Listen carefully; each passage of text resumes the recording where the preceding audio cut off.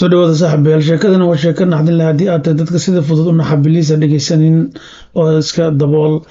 maalin ayay ahayd hal maalin wuxuu arkay axmed ayaa wuxuu tegay baqaar duug ah islamarkaana wuxuu ku dhex arkay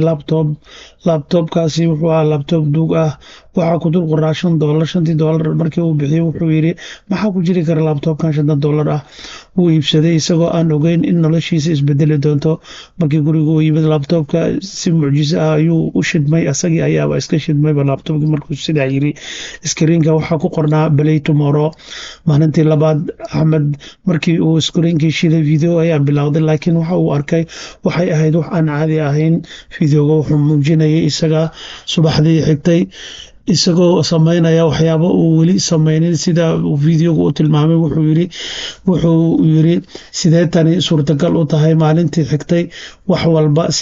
sida videoga ayay u dhaceen maxaa yeelay talooyinkii videoga uu siiyey marka uu qaaday wax waliba sida uu videoga u sheegay ayay u dhaceen tallaabo kasta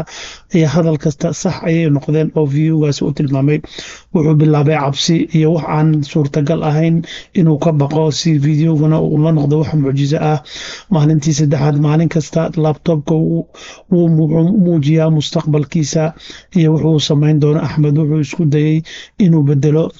xaaladan oo cabsida laakiin waxba ma isbedelin hal maalin video cusub ayaa yimid ciwaankiisuna wuxuu ahaa last day markii uu soo baxday gacmihiisa way jareeyeen ama way gariireen wuxuu ku dhuftay balaygii last dayga ahaa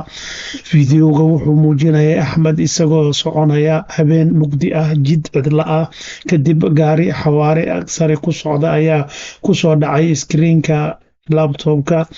ayaa madoobaaday axmed wuxuu istaagay isagoo naxsan ayuu istaagay wuxuu yiri maya tani ma dhici karto laakiin waxa ugu cabsi badnaa markii uu xiray labtobka iskriinka ayaa mar kale iftiimay wuxuuna arkay live camera oo shidan isaga iyo wax ka dambeeyay gadaashiisa qof taagan ayuu live camera ka arkay axmed wuu naxay uuna dhacay.